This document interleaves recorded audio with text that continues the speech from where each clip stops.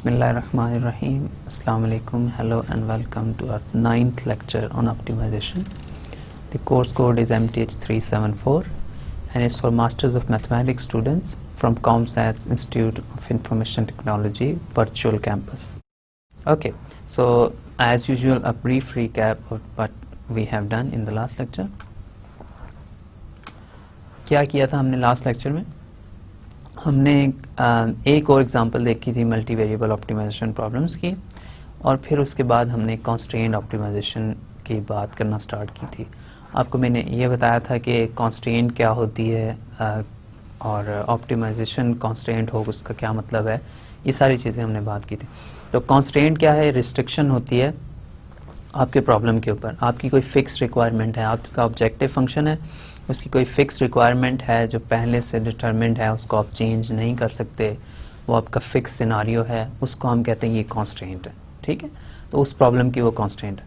तो constraint optimisation जो हम करते हैं उसमें हमने ऐसे प्रॉब्लम्स को सॉल्व करना होता है जिनके ऊपर कोई ना कोई कॉन्स्ट्रेंट लगी होती है. ठीक है, तो उस कॉन्स्ट्रेंट की बहुत सारी एग्जांपल्स मैंने आपको लास्ट क्लास में दी थी, जिसमें आपके पास फिक्स्ड अमाउंट है स्पेंड करने के लिए, या आपके पास फिक्स्ड रिसोर्सेज हैं जो आपने यूटिलाइज़ करने हैं, fix number of work force है जिसको आपने यूटिलाइज़ करना है, रॉ मटेरियल बहुत कम है, इस तरह की बहुत सारी चीज़ें जो हमारी रिक्वायरमेंट्स में शामिल होती हैं. तो हमने जो भी ऑप्टिमाइजेशन का प्रॉब्लम सॉल्व करना है उसको हमने उसी रिक्वायरमेंट के अंदर रहते हुए सॉल्व करना है. तो अगर हम उसको मैक्सिमाइज़ कर सकते हैं या मिनिमाइज़ कर सकते हैं, कोई ऐसा वे ढूंढ सकते हैं जिससे हम अपनी वर्क फोर्स को यूटिलाइज़ करते हुए मैक्सिमम प्रॉफिट कमा सकते हैं, तो ये सारी चीज़ें हमारी कॉन्स्ट्रेंट ऑप्टिमाइजेशन में होंगी. तो फिक्स रिक्वायरमेंट होती हैं प्रॉब्लम के ऊपर ऑलरेडी, और उन फिक्स रिक्वायरमेंट में रहते हुए हमने ऑब्जेक्टिव फंक्शंस को अपने मैक्सिमाइज़ करना होता है या मिनिमाइज़ करना होता है. ठीक है, तो ये हमारे कॉन्स्ट्रेंट ऑप्टिमाइजेशन. अब इसमें मैंने आपको आज के लेक्चर में क्या बताना है कि कॉन्स्ट्रेंट ऑप्टिमाइजेशन को हमने लेके आगे चलना है. कॉन्स्ट्रेंट ऑप्टिमाइजेशन के प्रॉब्लम्स हमने देखे थे, उनको सॉल्व कैसे करना है उसके लिए एक मेथड हमने यूज़ करना है जिसको हम लैग्रांज मल्टीप्लायर कहेंगे. उस मेथड को यूज़ करते हुए हमने ऑप्टिमाइजेशन के कुछ प्रॉब्लम्स को सॉल्व करना है. ये हमारी बेसिक चीज़ें. लैग्रांज मल्टीप्लायर को हम रिवाइज करेंगे, उसकी बहुत ज़बरदस्त थ्योरी है मैथमेटिकल उसके बिहाइंड, उसकी डिटेल में हम नहीं जा सकेंगे अनफॉर्चुनेटली. तो वो डिटेल जो है वो आपने कैलकुलस से देखनी है. तो अगर आप कैलकुलस 2 कैलकुलस 3 का कोर्स जो है वो आप देखेंगे उठा के, अगर आप कहीं और नहीं मिलता तो वर्चुअल कैंपस के ही देख लें, तो उसमें आपको लैग्रांज मल्टीप्लायर की थ्योरी और इसके बिहाइंड जितनी भी मैथमेटिक्स है वो सब आपको नज़र आ जाएगी. यहाँ पे मैंने वो मैथमेटिक्स लेना है, उसको प्रॉब्लम्स के ऊपर अप्लाई करना है, सॉल्व करने हैं प्रॉब्लम्स कैसे होंगे. ठीक है, तो मैंने आपको ये बताना है कि वो वर्क कैसे करेगा, ये नहीं बताना ज़्यादा डिटेल में कि वो आया कैसे है मेथड, तो उसके लिए आप कैलकुलस से कंसल्ट करेंगे. ठीक है, तो अब कॉन्स्ट्रेंट ऑप्टिमाइजेशन क्या होती है? ऐसे प्रॉब्लम्स रियल वर्ल्ड के जिनके ऊपर रिस्ट्रिक्शंस होती हैं या कॉन्स्ट्रेंट्स होती हैं, उन प्रॉब्लम्स को हम कहते हैं ये कॉन्स्ट्रेंट ऑप्टिमाइजेशन प्रॉब्लम है, ये कॉन्स्ट्रेंट ऑप्टिमा है. और हमारे पास हमेशा रियल वर्ल्ड में रिसोर्सेज बहुत कम होते हैं, उनको हमने एलोकेट करना है इस तरह कि हमारे जो ऑब्जेक्टिव्स हैं वो मैक्सिमाइज हो जाए. ऑब्जेक्टिव कुछ भी हो सकता है, गाड़ी की फ्यूल कंजम्पशन कम करनी है हमारा ऑब्जेक्टिव है, तो मिनिमाइज करनी है फ्यूल कंजम्पशन, लेकिन ऑब्जेक्टिव ये है. इसके साथ साथ हमारी रिस्ट्रिक्शंस ये होनी चाहिए कि हमने गाड़ी की परफॉर्मेंस को भी ज़्यादा करना है. ठीक है, दोनों चीज़ें इसमें इंपॉर्टेंट हैं. इसी तरह स्पेसिफिक रिक्वायरमेंट्स हैं वो भी अटैच होती हैं हर प्रॉब्लम के साथ. जो भी आपके पास रियल लाइफ का प्रॉब्लम होता है, रियल वर्ल्ड का प्रॉब्लम होता है, हमेशा उसके साथ कोई ना कोई फिक्स रिक्वायरमेंट्स अटैच्ड होती हैं. तो वो फिक्स रिक्वायरमेंट्स जो हैं आपने फॉलो करनी होती हैं अगर आपने वो प्रॉब्लम ऑप्टिमाइजेशन का प्रॉपरली उसको सॉल्व करना है. ठीक है, तो अब जैसे मैंने लास्ट टाइम भी कहा था कि हर रियल लाइफ के प्रॉब्लम का की इंग्रेडिएंट जो है वो कोई ना कोई कॉन्स्ट्रेंट, कोई ना कोई रिस्ट्रिक्शन होती है. ठीक है, हम रिस्ट्रिक्शन फ्री प्रॉब्लम्स हैं रियल लाइफ में बहुत कम हमें मिलते हैं. ठीक है, ओके. तो कॉन्स्ट्रेंट ऑप्टिमाइजेशन और वैसे इन यूजुअल ऑप्टिमाइजेशन में क्या फ़र्क है? ये मैंने आपको लास्ट टाइम एग्जांपल दी थी, ये इसका मैक्सिमा है अगर आपके पास कोई कांस्टेंट ना हो, लेकिन अगर आपने मैक्सिमा इस कांस्टेंट के अंदर फाइंड करना है तो अब ये मैक्सिमा है। तो कांस्टेंट जब लग जाती है तो फिर आपने फंक्शन को, जो भी आपकी ऑब्जेक्टिव फंक्शन है, उसको आपने उसी कांस्टेंट के अंदर देखना होता है, ठीक है। उस कांस्टेंट के अंदर जो उसका मैक्सिमा है, जो उसका मिनिमा है, उसकी आपने बात करनी है, ठीक है। तो ये आपके पास कांस्टेंट ऑप्टिमाइजेशन है। ये आपका बेस्ट, अगर ऑप्टिमाइजेशन प्रॉब्लम इसको बगैर कांस्टेंट के करना है तो ये इसका मैक्सिमा हो जाएगा, अगर इसको कांस्टेंट के साथ करना है तो ये इसका मैक्सिमा हो जाएगा। तो ये अनकॉन्स्टेंट ऑप्टिमाइजेशन प्रॉब्लम है, यहाँ पे आके ये कांस्टेंट ऑप्टिमाइजेशन प्रॉब्लम बन जाएगा, ठीक है।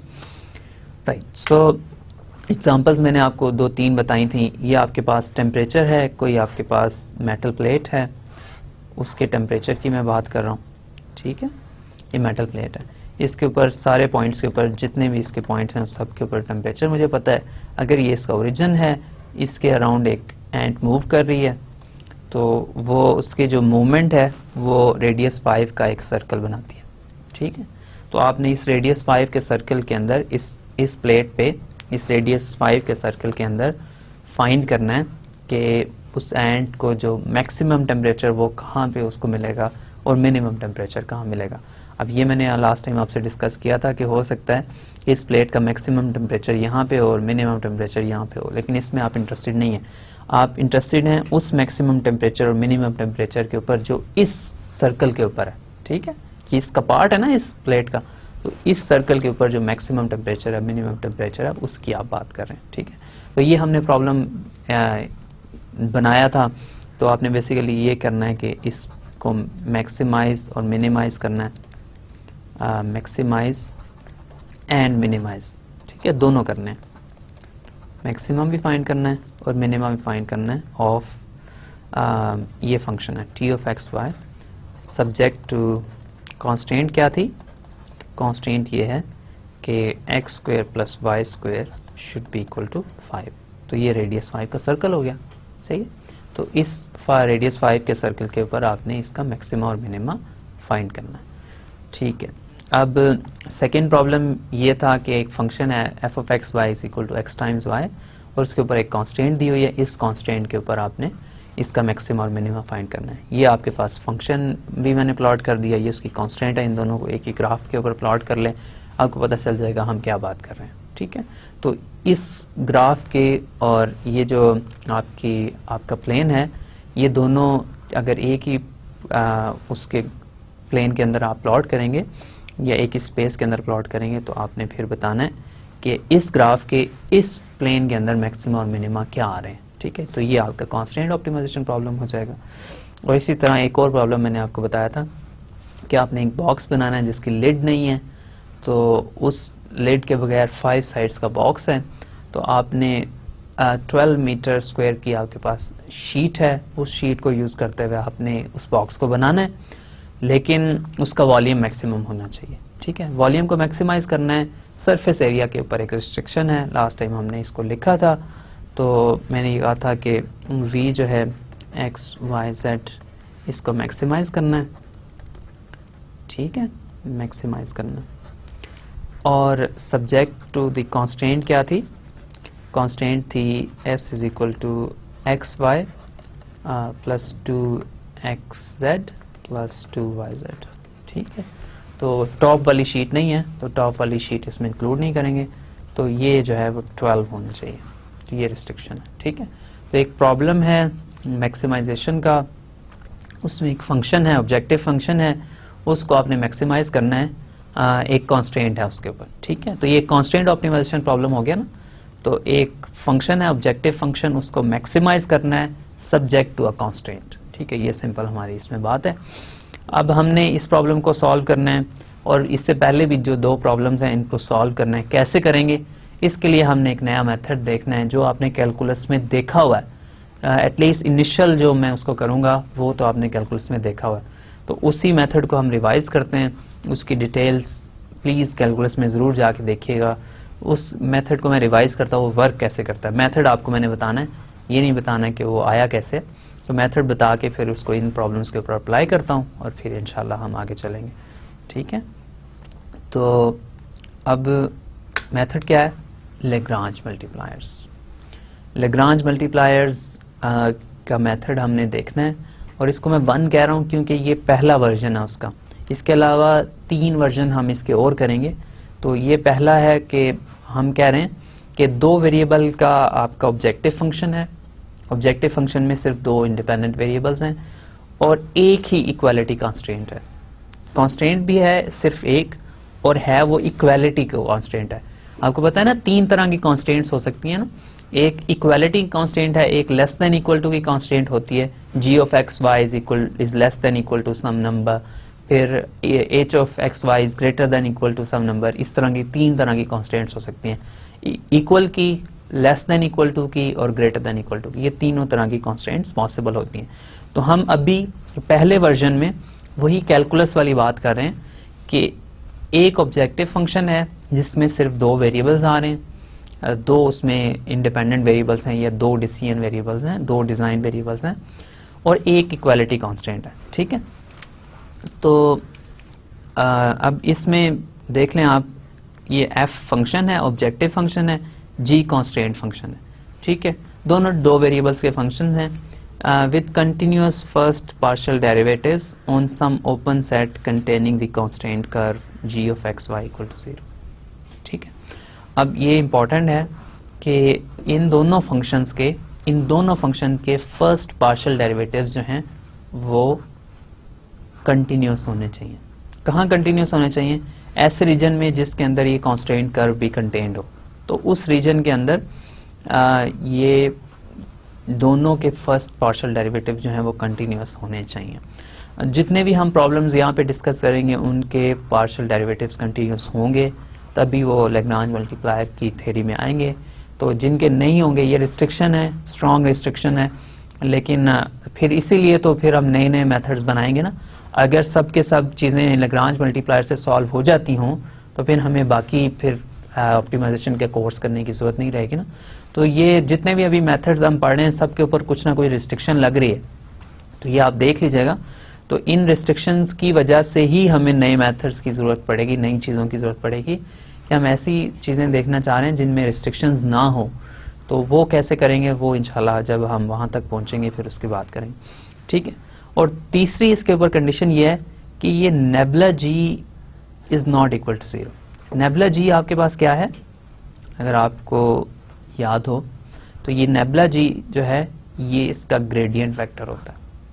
ठीक है, नेबुला जी इसका ग्रेडियंट वेक्टर होता है। ग्रेडियंट वेक्टर कैसे डिफाइन करते हैं? अगर जी आपके पास g ऑफ एक्स वाई आपके पास एक फंक्शन हो ना, तो उसका ग्रेडियंट वेक्टर होता है पार्शल g ओवर पार्शल है, partial g over partial x i plus partial g over partial y j। ठीक है, तो ये इसका ग्रेडियंट वेक्टर है। इसी तरह ये 3 वेरिएबल्स का फंक्शन हो तो partial g over partial X I plus partial g over partial y j plus partial g over partial z k। ठीक है, तो ये ग्रेडियंट वेक्टर होता है, बहुत इंपॉर्टेंट वेक्टर है कैलकुलस से, आपको पता है इसकी इम्पोर्टेंस। तो ये जो ग्रेडियंट है ना, ये कभी भी 0 नहीं होना चाहिए इस कर्व के ऊपर। ठीक है, तो इस ग्रेडियंट वेक्टर जो है इस कर्व के किसी भी पॉइंट के लिए 0 नहीं होना चाहिए। ठीक है, तो सब पॉइंट्स के ऊपर ग्रेडियंट वेक्टर नॉन ज़ीरो होना चाहिए। ठीक है, और फिर आपके पास है इसके ऊपर लेग्रांज मल्टीप्लायर फिर ये कहता है, मेथड ये कहता है कि अगर f का एक कांस्टेंट रिलेटिव एक्सट्रीमा होगा, मैक्सिमा या मिनिमा, तो ये extrema point x not y not के ऊपर अकर करेगा on the constant curve at which gradient vector and ये दोनों ग्रेडियंट वेक्टर्स जो हैं ये पैरेलल होंगे। तो ये कह रहा है कि फंक्शन f का कांस्टेंट मैक्सिमा या कांस्टेंट मिनिमा होगा किसी पॉइंट के ऊपर, अगर उस पॉइंट के ऊपर f का ग्रेडियंट वेक्टर और g का ग्रेडियंट वेक्टर पैरेलल होंगे। ठीक है, तो अगर फिर दोबारा से इसको रिपीट कर देता हूं, अगर ये सबसे पहले ये कंडीशन सेटिस्फाई होनी चाहिए कि ये f और g दोनों ऐसे फंक्शंस हैं 2 वेरिएबल्स के जिनका फर्स्ट पार्शियल डेरिवेटिव्स जो हैं वो कंटिन्यूस होने चाहिए किसी ओपन सेट के अंदर जिसके अंदर ये कर्व आ रही हो g of x y constant curve. और जिसका ग्रेडियंट वेक्टर जो है g का कांस्टेंट कर्व का ग्रेडियंट वेक्टर किसी भी पॉइंट के लिए 0 नहीं होना चाहिए, ठीक है। और फिर किसी भी पॉइंट, इस कर्व के किसी भी पॉइंट के लिए 0 नहीं होना चाहिए। अगर ये रिस्ट्रिक्शंस, ये कंडीशंस फॉलो हो रही हों तो फिर हम कहते हैं कि f का कांस्टेंट रिलेटिव मैक्सिमा या कांस्टेंट रिलेटिव मिनिमा, दोनों में से कोई एक अकर करेगा x नॉट y नॉट के ऊपर, किसी point x not y not के ऊपर। और वो पॉइंट कैसा होगा? वो पॉइंट ऐसा होगा जिसके ऊपर f का ग्रेडियंट वेक्टर और g का ग्रेडियंट वेक्टर पैरेलल होंगे, ठीक है। तो ये इंपॉर्टेंट इसमें बात है कि इसका रिलेटिव मैक्सिमा या रिलेटिव मिनिमा सिर्फ उन पॉइंट्स के ऊपर अकर कर सकता है जिनके ऊपर ग्रेडियंट वेक्टर्स पैरेलल होंगे, कांस्टेंट कर्व के और ऑब्जेक्टिव फंक्शन के ग्रेडियंट वेक्टर्स आपस में पैरेलल होंगे, ठीक है। तो ग्रेडियंट वेक्टर्स पैरेलल होंगे, इसका मतलब है एक वेक्टर दूसरे का स्केलर मल्टीपल होता है, ठीक है। ये इसी तरह वेक्टर्स पैरेलल होते हैं ना, तो एक वेक्टर पैरेलल होगा दूसरे के अगर दोनों की डायरेक्शन सेम होगी लेकिन मैग्नीट्यूड चेंज हो सकती है ना, तो फिर दोनों पैरेलल वेक्टर्स में सिर्फ ये फर्क होता है कि एक वेक्टर दूसरे के पैरेलल होगा अगर एक वेक्टर जो है वो दूसरे का स्केलर मल्टीपल। तो ये हम एंड में कह रहे हैं कि अगर कोई स्केलर लैम्डा हो आपके पास जिसके लिए आप ग्रेडियंट वेक्टर ऑफ f को ग्रेडियंट वेक्टर ऑफ g के स्केलर मल्टीपल पे लिख सकते हैं, ठीक है। तो ये हमारे पास बात है इसमें इंपॉर्टेंट कि अगर ये ऑफ कोर्स कंडीशंस हैं इसके ऊपर कि f और g ऐसे फंक्शंस होने चाहिए टू वेरिएबल्स के जिनके फर्स्ट पार्शियल डेरिवेटिव्स कंटिन्यूस हों, फर्स्ट पार्शियल डेरिवेटिव्स कंटिन्यूस हों। अगर फर्स्ट पार्शियल डेरिवेटिव्स कंटिन्यूस नहीं होंगे तो ये लैग्रांज मल्टीप्लायर्स का मेथड नहीं लगाया जा सकता। ये बहुत बहुत क्रूशियल कंडीशन है।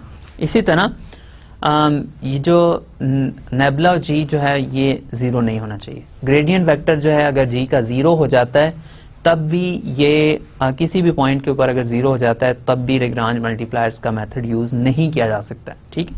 तो ये दोनों कंडीशंस हमें चेक करनी पड़ेंगी जब भी हम कोई भी प्रॉब्लम लैग्रांज मल्टीप्लायर से सॉल्व करना चाह रहे होंगे, ठीक है।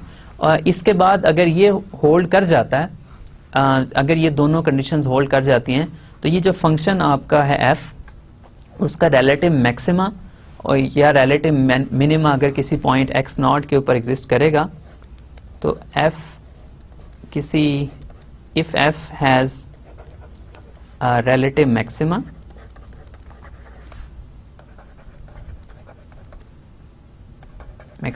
और रिलेटिव मिनिमा, एक्सट्रीमा हम कह रहे हैं ना, दोनों में से कोई भी, at a point x naught y naught, then ये ग्रेडियंट वेक्टर ऑफ f हम कह रहे हैं x naught y naught and gradient vector of g x naught y naught, ये दोनों पैरेलल होने चाहिए, ये दोनों पैरेलल होने चाहिए। अब वेक्टर्स पैरेलल कब होते हैं?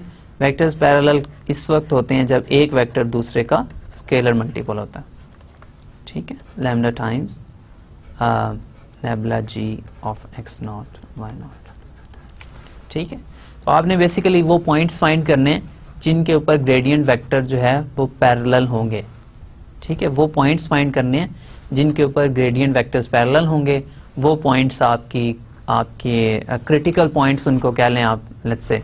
तो आपने अगर ग्रेडियंट मेथड से लैग्रांज मल्टीप्लायर से कोई प्रॉब्लम सॉल्व करना है, आपने फाइंड ऑल द पॉइंट्स। वो कौन से पॉइंट्स फाइंड करने हैं? Find all the points for which the gradient vectors are parallel, ठीक है। Gradient vectors are parallel. अब आपने वो पॉइंट्स फाइंड कर लिए, अब आपको ये पता चल रहा है कि अगर रिलेटिव मैक्सिमा या रिलेटिव मिनिमा होगा तो उस पॉइंट के ऊपर ग्रेडियंट वेक्टर्स पैरेलल होंगे। अब आपने ये फाइंड कर लिया, अब आप क्या करेंगे? अब उसके ऊपर फंक्शन को इवैल्यूएट कर लें।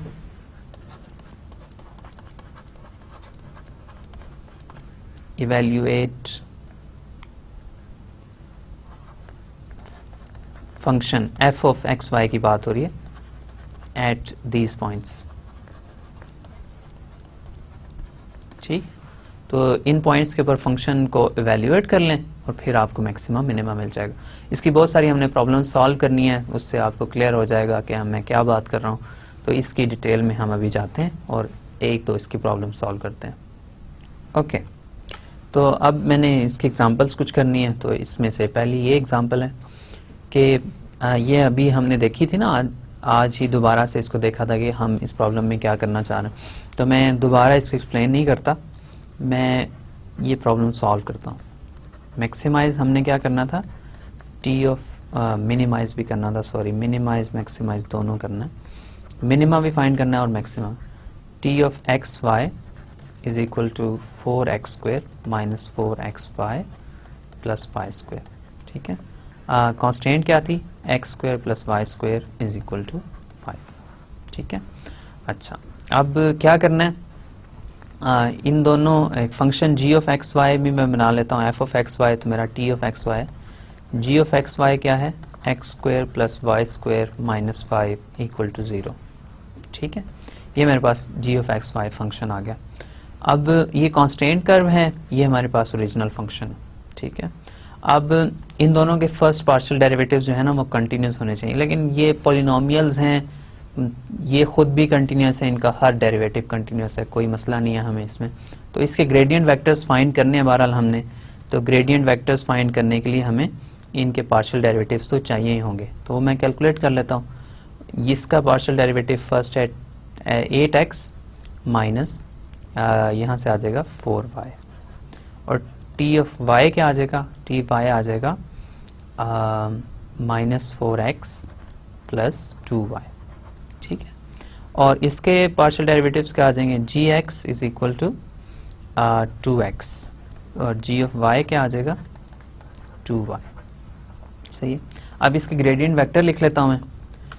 ग्रेडियंट वेक्टर ऑफ g क्या आएगा, ग्रेडियंट वेक्टर ऑफ सॉरी ये g यहाँ पे लिखना चाहिए मुझे, ये आ जाएगा 2xi प्लस 2yj। ठीक है, ये आएगा ना partial x gxi plus gyj, और 8x माइनस 4yi ये f का है, 8x माइनस 4yi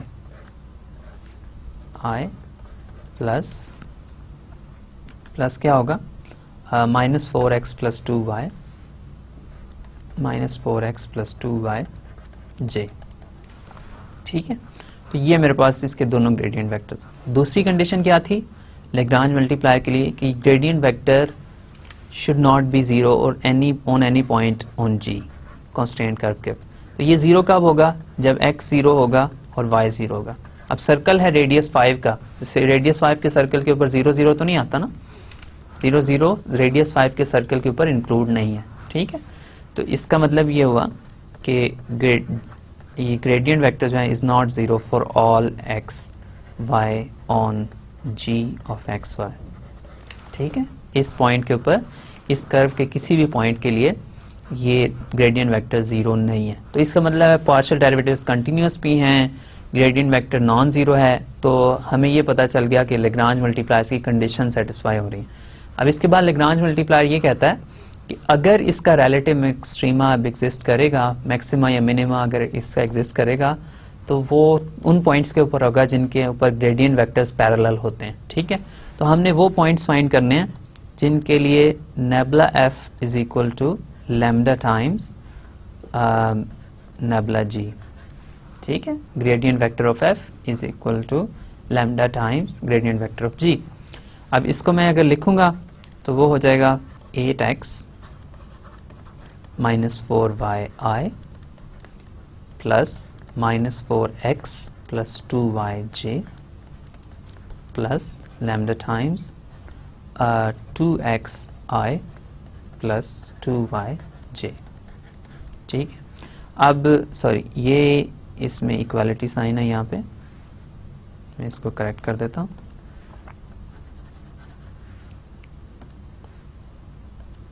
क्या है ये यहाँ पे इक्वल।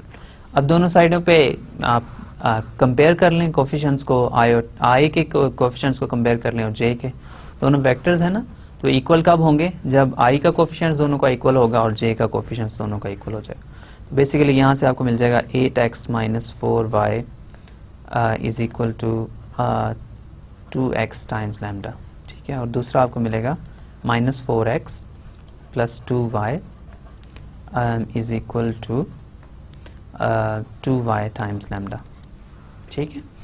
अब यहाँ से आप देख लें, आप मे बी आप ये करना चाह रहे हैं, क्या करना चाह रहे हैं, इसमें से लैम्डा की वैल्यू दोनों में से निकाल लें। x 0 नहीं है और y भी 0 नहीं है, ठीक है, क्योंकि हम इस कांस्टेंट के ऊपर बात कर रहे हैं ना, तो x और y दोनों इस 0 की वैल्यूज इस कांस्टेंट के ऊपर इंक्लूडेड ही नहीं है, ठीक है। तो लैम्डा जो है वो आप लिख सकते हैं 8x और माइनस 4y ओवर 2x, और यहाँ से आप लैम्डा लिख सकते हैं minus 4x plus 2y over 2y, ठीक है। ओके, अब इसको आपने क्या करना है, इसको लैम्डा है दोनों साइडों पे, तो दोनों इक्वेशंस की अगर एक साइड सेम हो तो दूसरी साइड भी सेम होती है। ये जगह minus 4x plus 2y over 2y, ठीक है। ओके, अब इसके बाद इसको क्या करना है, इसको क्रॉस मल्टीप्लाई कर लें और देखें इसमें आपको क्या वैल्यूज़ मिलती हैं। सो इसको अगर क्रॉस मल्टीप्लाई करेंगे तो क्या रिज़ल्ट आएगा, मैं दोबारा यहाँ लिख लेता हूँ 8x माइनस 4y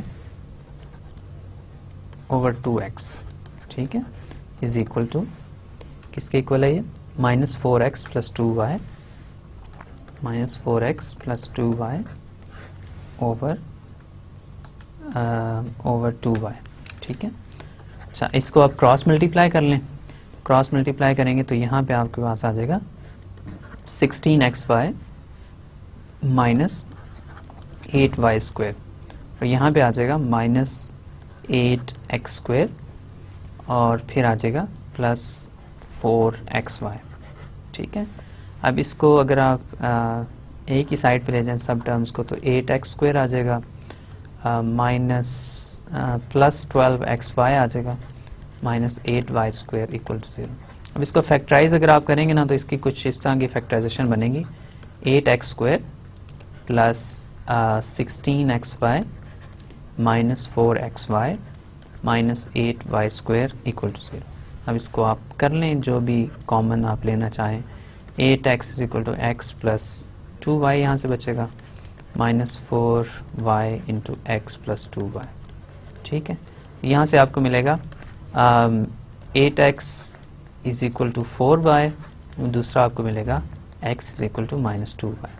यहाँ से आप करेंगे, यहाँ से आपको मिल जाएगा x is equal to 1/2y, ठीक है, और यहाँ से आपको मिल जाएगा x is equal to minus 2y। अब ये दो वैल्यूज़ हैं x की। अब आपके पास कांस्टेंट कर्व है x square plus y square is equal to 5, ठीक है, ये आपकी कांस्टेंट कर्व है।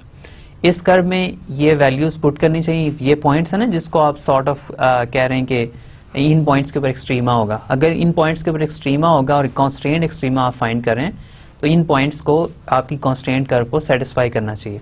तो मैं एक पॉइंट को लेकर स्टार्ट करता हूँ, x is equal to minus 2y को लेट से, ठीक है। तो x is equal to minus 2y को अगर लिखूंगा तो ये हो जाएगा 2y minus 2y square plus y square equal to 5। तो यहाँ से आपके पास बेसिकली आ जाएगा 4y square plus y square equal to 5, तो 5y स्क्वायर इक्वल टू 5,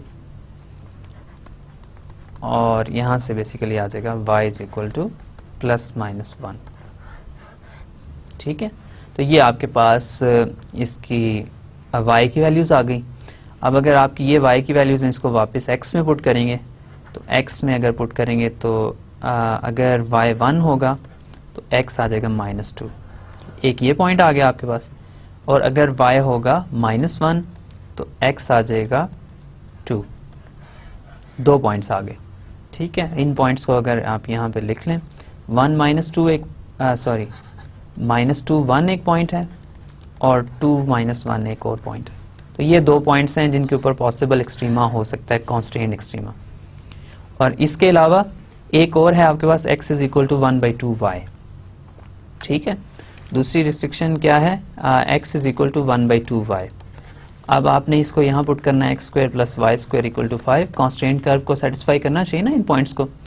तो अब 1/2 y² + y² = 5। तो यहाँ से आ जाएगा y² + 4y², तो ये 5y² = 20 आ जाएगा बेसिकली। तो यहाँ से आप फाइंड कर लेंगे y² = 4 और y = ±2।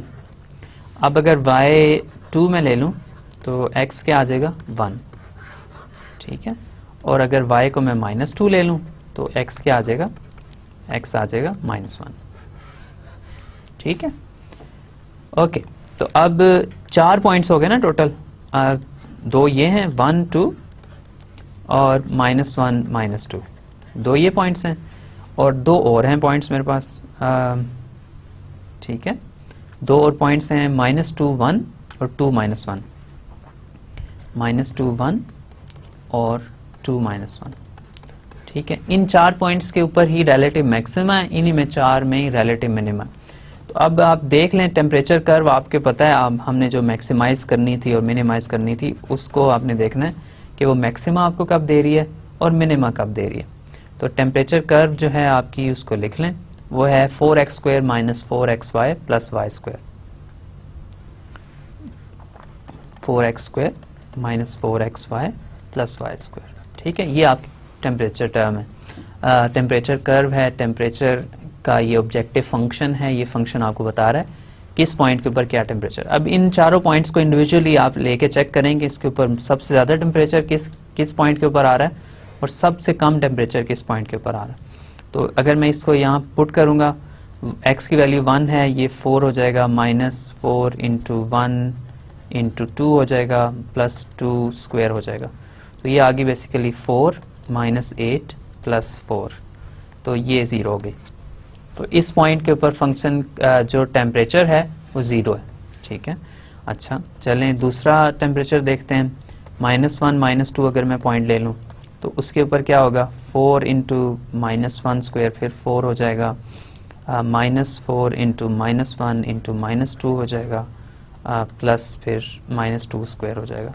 तो ये आ जाएगा 4 और यहाँ से आ जाएगा आपके पास 8, ये फिर से -8 हो जाएगा और यहाँ पे 4 हो जाएगा, तो ये फिर 0 आ जाएगा। इन दोनों पॉइंट्स के ऊपर टेम्परेचर 0 है।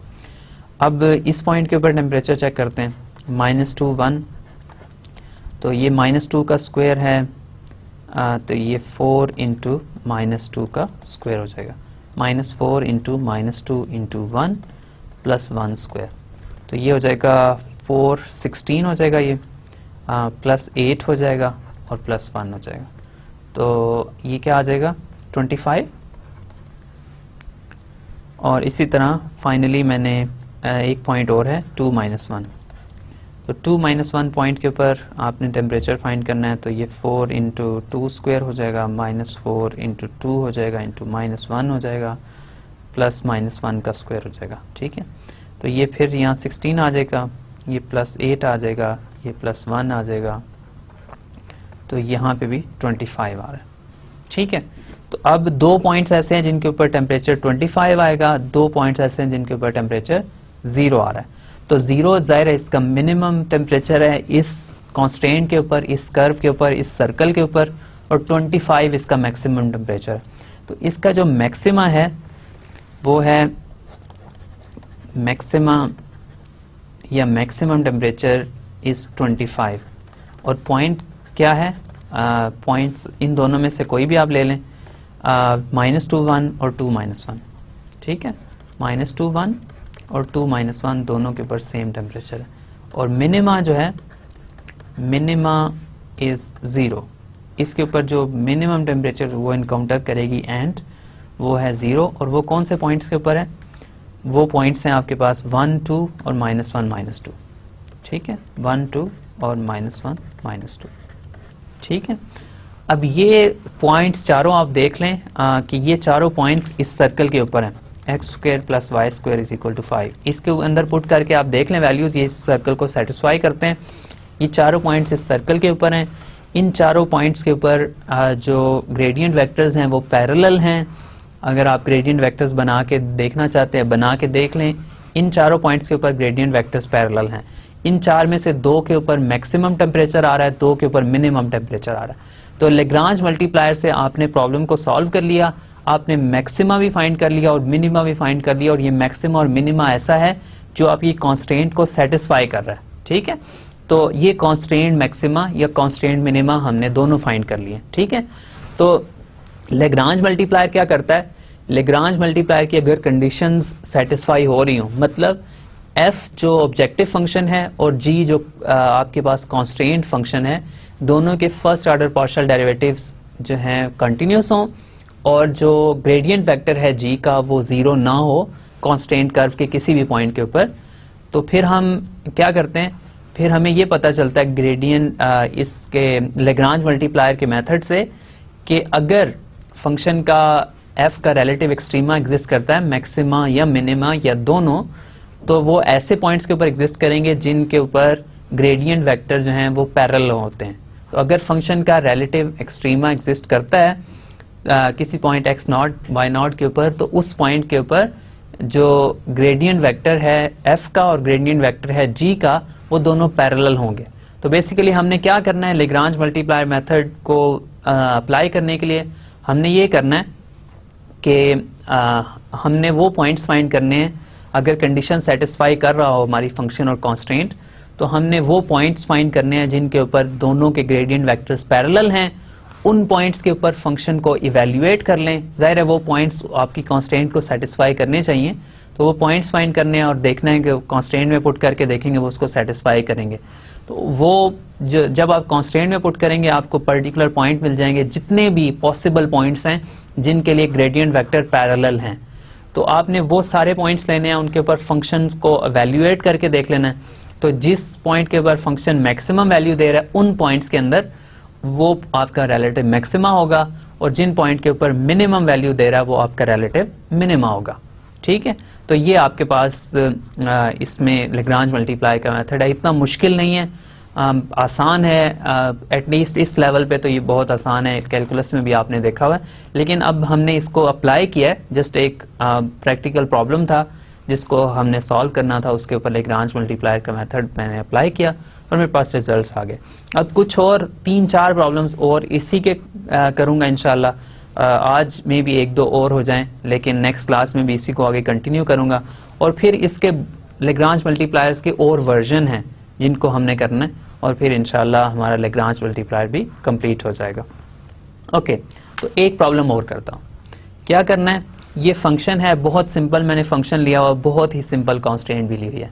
तो इस सिंपल फंक्शन को मैंने मैक्सिमाइज करना है, और कॉन्स्ट्रेंट मेरी ये है कि x + 2y = 4। अब इसको आप प्लॉट करके देख लें, ये x + 2y = 4 अगर आप इस 3D में प्लॉट करेंगे तो ये आपके पास एक प्लेन आ जाएगा, और x × y भी एक कर्व मैंने आपको दिखाई थी, ये क्या होगी। तो ये आपने अगर आप इसको 2D में देखें x और y को, तो ये आपके पास एक सिंपल लाइन है। तो आपने बेसिकली ये जो फंक्शन है इसका आपने फाइंड करना है, मैक्सिमा फाइंड करना है जो इस लेथ से लाइन को सेटिस्फाई करता हो। ठीक है, तो इतनी सिंपल सी बात है, इसमें मुश्किल सिनारियो कोई नहीं है। तो अब करना क्या है, सबसे पहले इन दोनों फंक्शंस के g(x, y) क्या फंक्शन है मेरा, g(x, y) हो जाएगा x + 2y - 4। ठीक है, ये दोनों फंक्शंस हैं, इन दोनों फंक्शंस के आपने first order partial derivatives calculate करने हैं, वो कंटिन्यूस होने चाहिए। आपको नज़र आ रहा है पॉलिनोमियल्स हैं, नज़र आ रहा है कि फंक्शन जो हैं इसके पार्शियल डेरिवेटिव्स कंटिन्यूस होंगे, लेकिन हमने जाहिर है पार्शियल डेरिवेटिव्स चाहिए तो हम कैलकुलेट कर लेते हैं। तो फर्स्ट पार्शियल डेरिवेटिव x का विद रिस्पेक्ट टू x हो जाएगा y, और विद रिस्पेक्ट टू y हो जाएगा x, और g(x) का हो जाएगा 1 और g(y) का हो जाएगा 2। ठीक है, तो ये दोनों पार्शियल डेरिवेटिव्स आ गए। अब ये कंटिन्यूस है, ठीक है, सिंपल है ये। अब ग्रेडियंट वेक्टर आप बना लें, ग्रेडियंट वेक्टर g का हो जाएगा 1i + 2j। अब ये ग्रेडियंट वेक्टर किसी भी पॉइंट के लिए जीरो नहीं है, तो ग्रेडियंट वेक्टर हमेशा ये नॉन जीरो है, 1 और 2 कभी जीरो नहीं हो सकते। तो gradient vector is not equal to 0 for all points, for all x, y। किसी भी पॉइंट के, आप कर्व के ऊपर हो या ना हो, ये है ही जीरो। हमें सिर्फ उन पॉइंट्स के ऊपर चाहिए जो इस कर्व को सेटिस्फाई कर रहे हो। ठीक है, लेकिन ये हमेशा नॉन ज़ीरो है, ठीक है। तो ग्रेडियंट वेक्टर ऑफ एफ जो है वो क्या है, वो है वाई आई प्लस एक्स जे, ठीक है।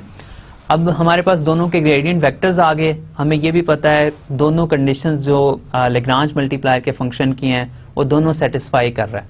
अब हमने इसका रिलेटिव मैक्सिमा, रिलेटिव मिनिमा, ये सारी चीज़ें हमने इसकी कैलकुलेट करनी है।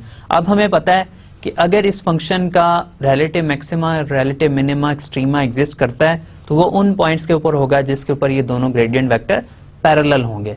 तो इसको हम देख लेते हैं कि कौन से पॉइंट्स के ऊपर ये ग्रेडियंट वेक्टर्स पैरेलल हैं। तो nabla F is equal to lambda times nabla G, ठीक है। अच्छा, अब नेबुला एफ क्या है, Y I plus X J, और यहाँ से आ जाएगा लैम्डा इंटू आई प्लस 2j, ठीक है। अब दोनों तरफ से एज यूजुअल हमने जस्ट कंपेयर करना है। तो y जो है वो आ जाएगा लैम्डा और x जो है वो आ जाएगा 2 लैम्डा। तो बेसिकली आपके पास आ गया यहाँ से लैम्डा इक्वल टू y है और lambda is equal to x over 2 है, ठीक है। ये आएगा ना, lambda is equal to x over 2 है। तो अब ये दोनों हमने देख लिए। अब इसको दोनों इक्वेशंस हैं, अगर एक साइड सेम है तो दूसरी साइड भी सेम होगी। तो यहाँ से आपको मिल जाएगा x is equal to 2y, ठीक है। अब ये वो पॉइंट्स हैं जिनके लिए फंक्शन जो है उसका, उनके दोनों फंक्शन जो हैं उनके ग्रेडियंट वेक्टर्स पैरेलल होंगे। लेकिन ये पॉइंट्स जो हैं ये कॉन्स्टेंट को सेटिस्फाई करने चाहिए। हम सिर्फ उन पॉइंट्स के ऊपर अंदर इंटरेस्टेड हैं जो कॉन्स्टेंट को सेटिस्फाई करें। अब कॉन्स्टेंट आपकी क्या है, कॉन्स्टेंट है x plus 2y equal to 4, ठीक है। अच्छा, अब इसमें पुट कर दें इसको, यहाँ से आ जाएगा this implies 2y plus 2y should be 4 और this implies y should be equal to 4/2 that's 1/2, ठीक है।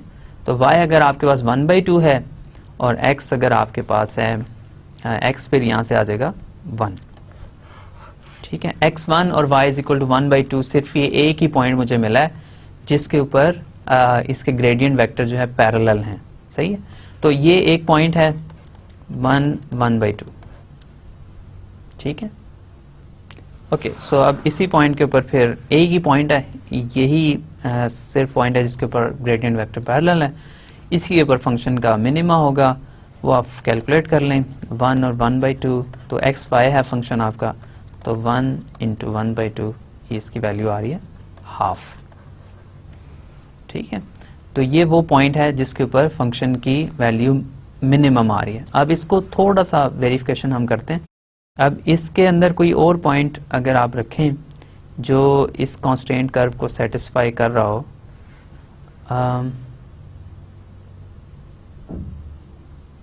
ओके सॉरी, छोटी सी मैंने इसमें आपको नज़र आ रहा होगा कैलकुलेशन मिस्टेक कर दी है, इसको हम करेक्ट करते हैं। ये y 1/2 नहीं आ रहा,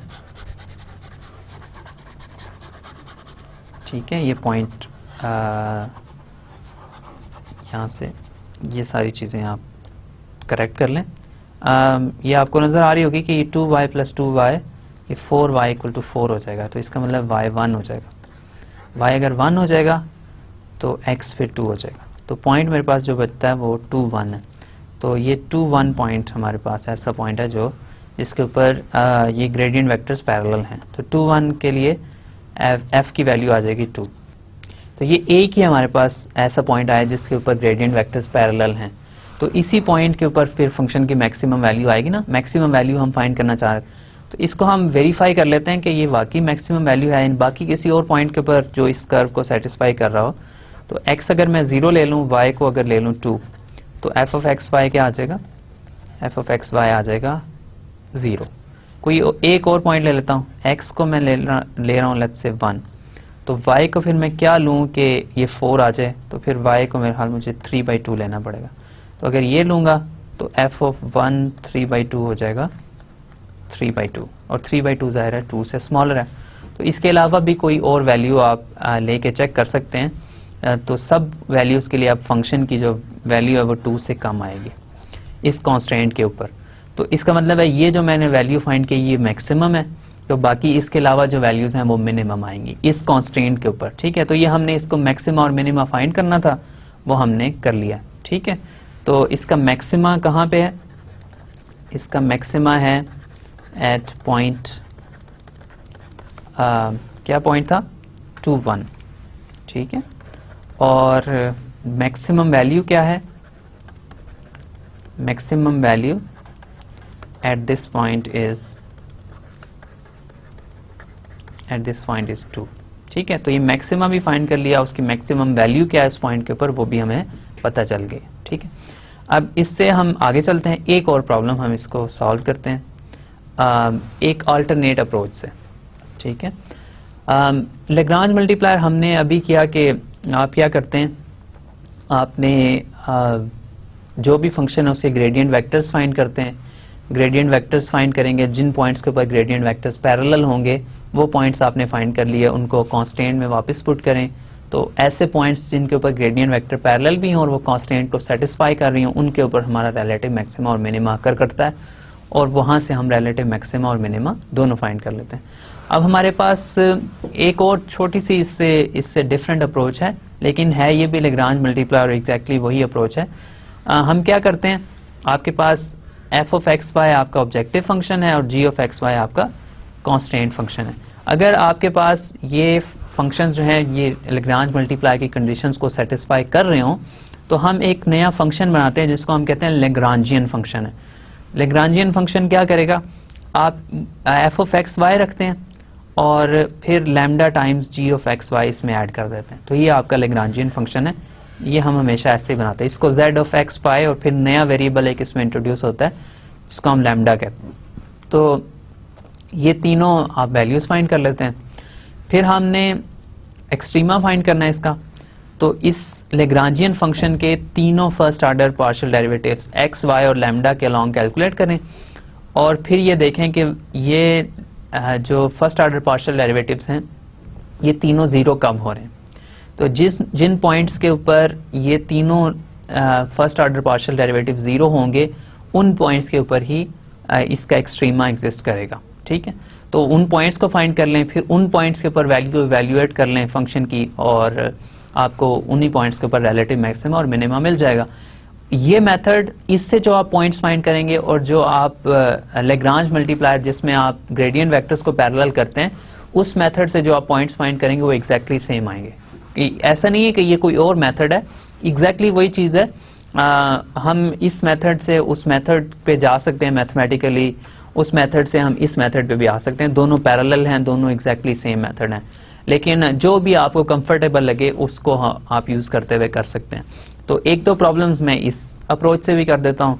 तो पहले वाली अप्रोच होपफुली आपको क्लियर हो गई होगी, आपने जस्ट वो वेक्टर्स फाइंड करने हैं, ग्रेडियंट वेक्टर्स फाइंड करने हैं और वो पॉइंट्स फाइंड करने हैं जिनके ऊपर f का ग्रेडियंट वेक्टर और g का ग्रेडियंट वेक्टर पैरेलल होगा, ठीक है। जब वो आपको पॉइंट्स मिल जाएं, उसके ऊपर फंक्शन को इवैल्यूएट कर लें, तो जो भी वो वैल्यूज दे रहा है उसमें से मैक्सिमम वैल्यू ढूंढ लें और मिनिमम वैल्यू ढूंढ लें, तो ये आपके लिए आसानी से वहां से आपके पास मैक्सिमम और मिनिमम आ जाएगा।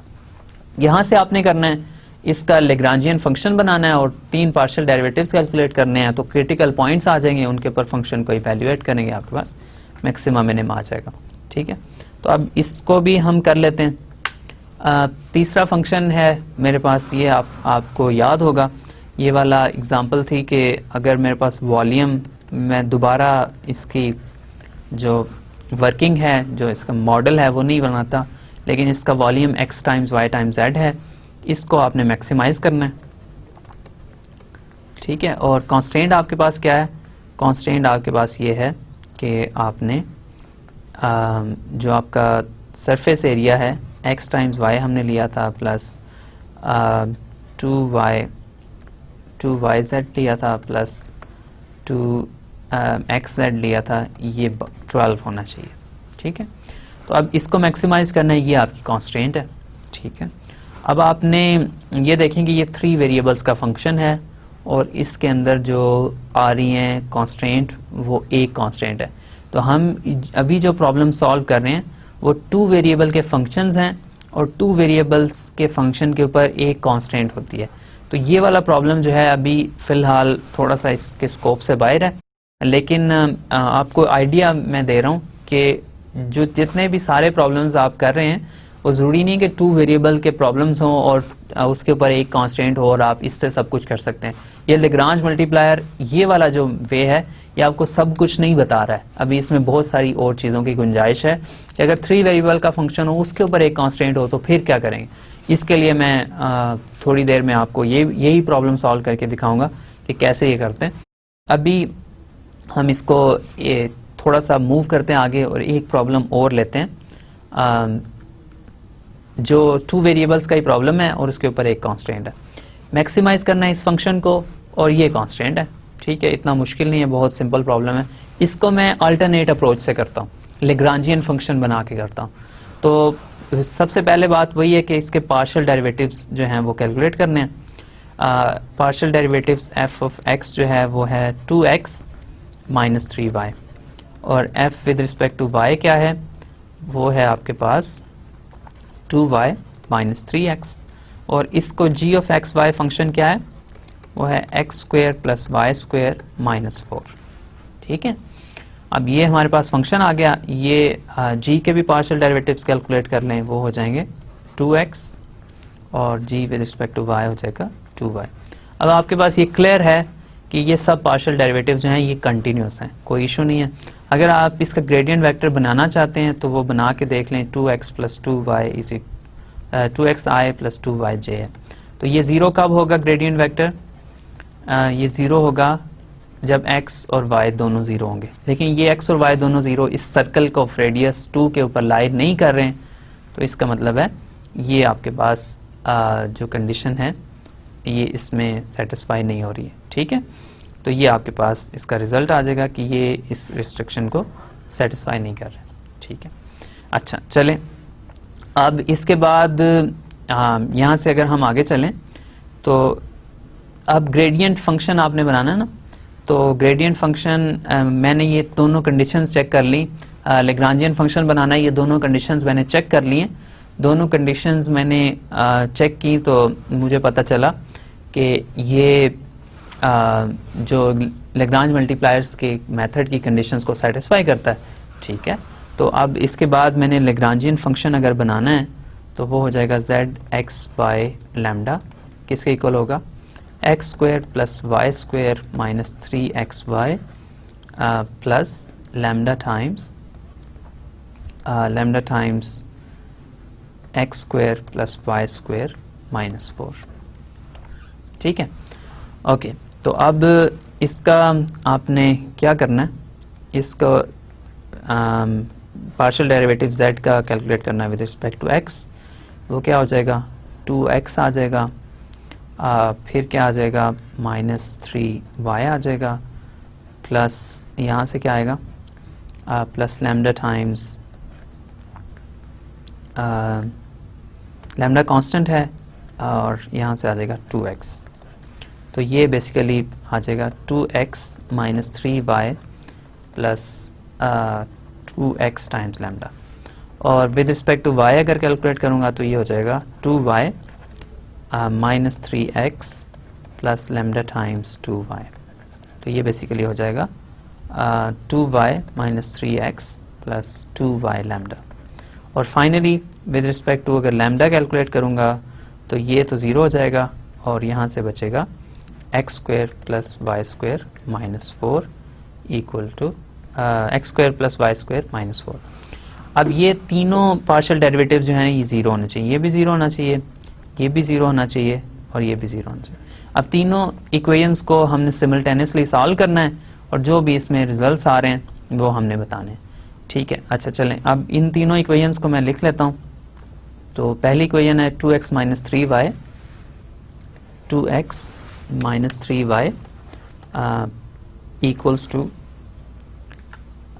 Equals to minus 2x lambda, ठीक है, ये आएगा ना माइनस 2x टाइम्स लैम्डा। और फिर इसके बाद दूसरी इक्वेशन क्या आ रही है, दूसरी इक्वेशन आएगी मेरे पास 2y minus 3x, 2y minus 3x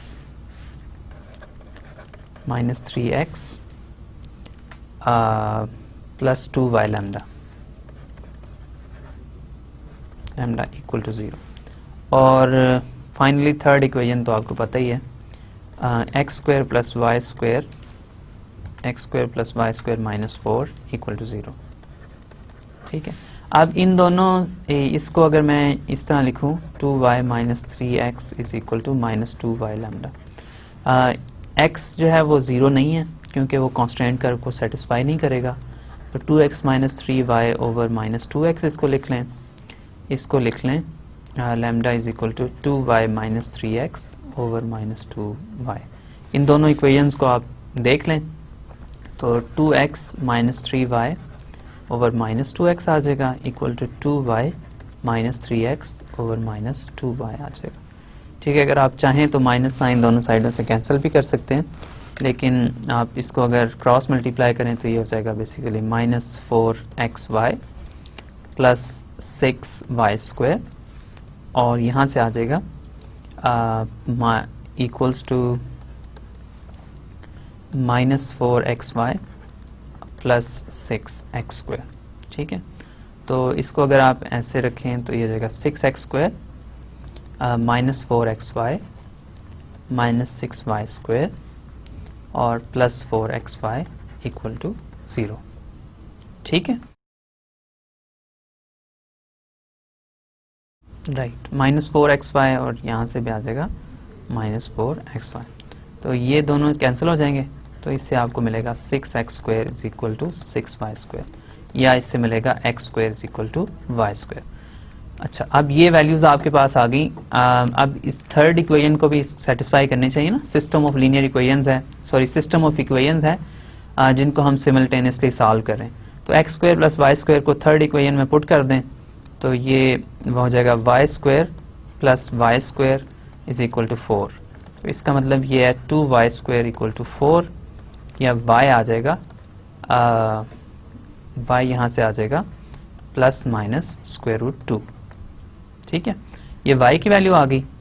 अगर y स्क्वायर रूट 2 होगा तो x स्क्वायर आ जाएगा, फिर y स्क्वायर क्या होगा, स्क्वायर रूट 2 हो जाएगा, स्क्वायर रूट 2 का स्क्वायर हो जाएगा तो ये बेसिकली 2 हो जाएगा।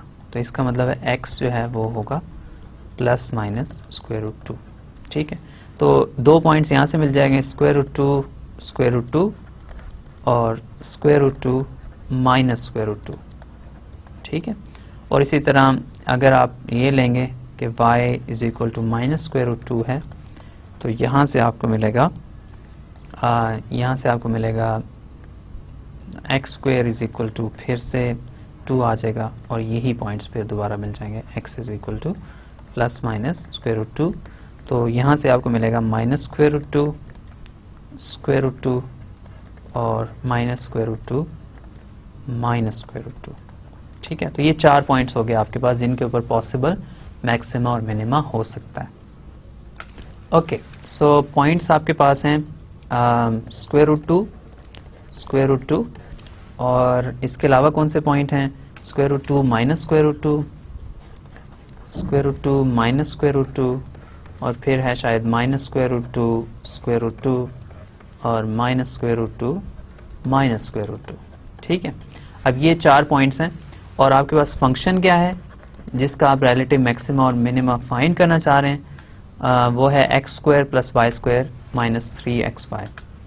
ठीक है, x square plus y square minus 3xy। आप फाइंड कर लें इसको, ये हो जाएगा स्क्वायर रूट 2, ये हो जाएगा 2 आ जाएगा यहाँ, प्लस 2 आ जाएगा, माइनस फिर 3 इंटू 4 आ जाएगा basically, sorry 3 into square root 2 into square root 2, तो ये भी 2 आ जाएगा, तो ये आ जाएगा 4 माइनस 6, तो ये माइनस 2 हो जाएगा। ठीक है, फिर आप एक और पॉइंट के ऊपर कैलकुलेट कर लें, square root 2 minus square root 2 के ऊपर क्या आएगा, ये 2 ही रहेगा, ये भी 2 रहेगा, ये माइनस 3 इंटू माइनस 2 आ जाएगा, क्या आ जाएगा 4 प्लस 6, तो ये 10 हो जाएगा। ठीक है, और फिर 2 और पॉइंट्स हैं, माइनस स्क्वायर रूट 2 यहाँ पे आ जाएगा 2 प्लस 2, और फिर minus 3 into minus square root 2 into, तो ये माइनस 2 हो जाएगा, यहाँ पे भी 10 आ जाएगा, और माइनस स्क्वायर रूट 2 यहाँ पे भी आई थिंक -2 आ जाएगा। तो 2 पॉइंट्स ऐसे हैं जिनके ऊपर मैक्सिमम वैल्यू आ रही है, 2 के ऊपर मिनिमम वैल्यू आ रही है, ठीक है।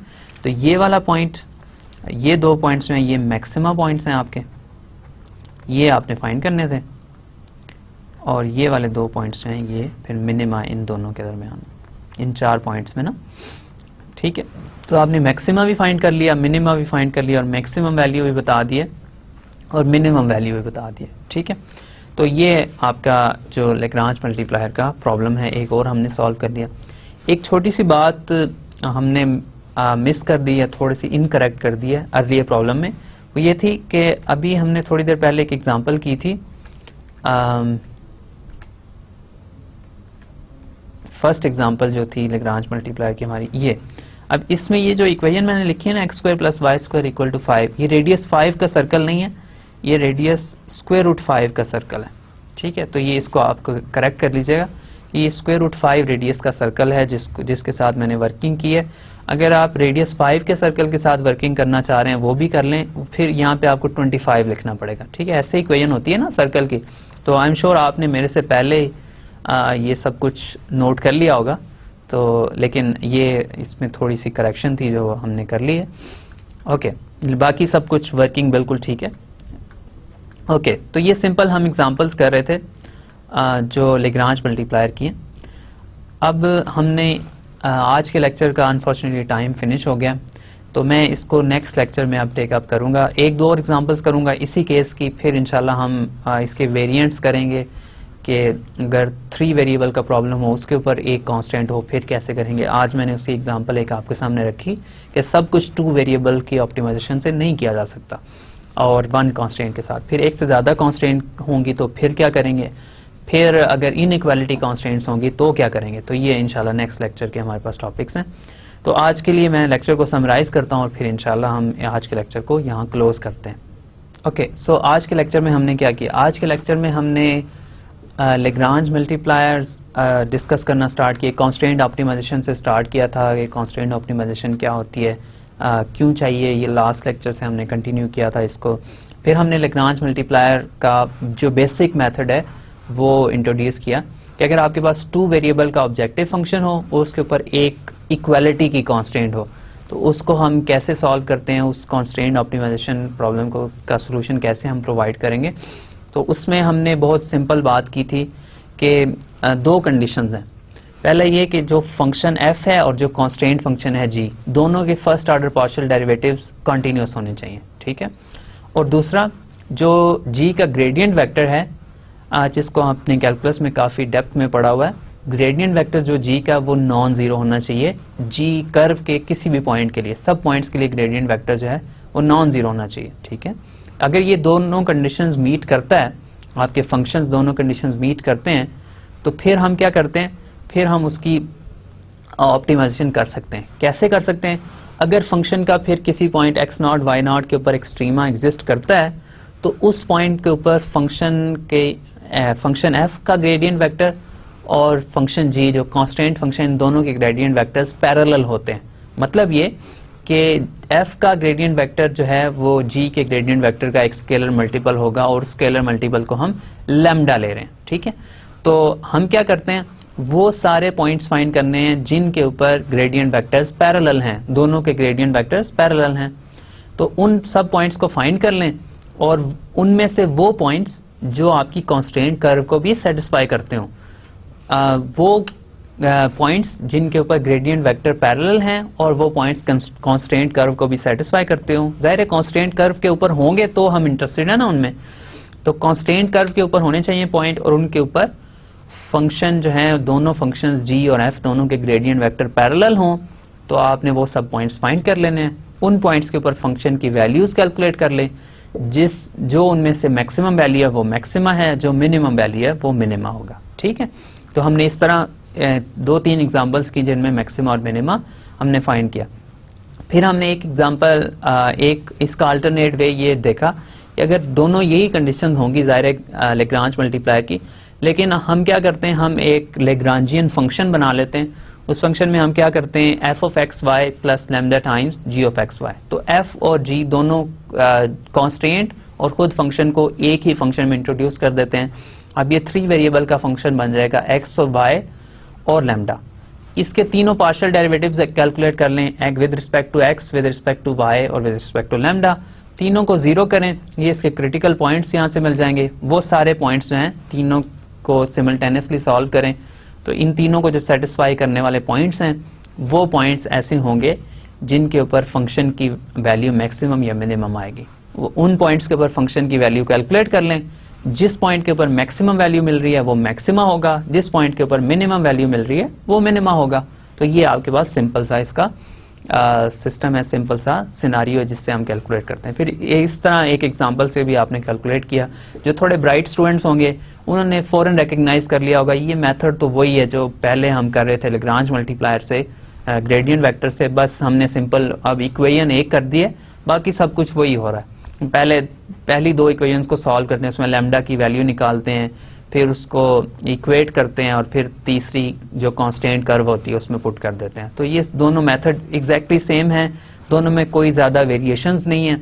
तो दोनों में से कोई भी आप अडॉप्ट कर सकते हैं, जो भी आपको ज़्यादा पसंद आए, ज़्यादा आसान लगे। ठीक है, तो नेक्स्ट लेक्चर में इंशाल्लाह हम इसी की 1-2 एग्जांपल्स और करेंगे और फिर ग्रेडियंट वेक्टर के कुछ ग्रेडियंट वेक्टर और लैग्रांज मल्टीप्लायर्स के कुछ और इसके वेरिएंट्स हैं जो हम स्टडी करेंगे, और फिर इंशाल्लाह ग्रेडियंट वेक्टर का और लैग्रांज मल्टीप्लायर्स का ये वाला जो पोर्शन है वो इंशाल्लाह कंप्लीट हो जाएगा। तो होपफुली आज का लेक्चर आपको समझ आया होगा, क्लियर हुआ होगा।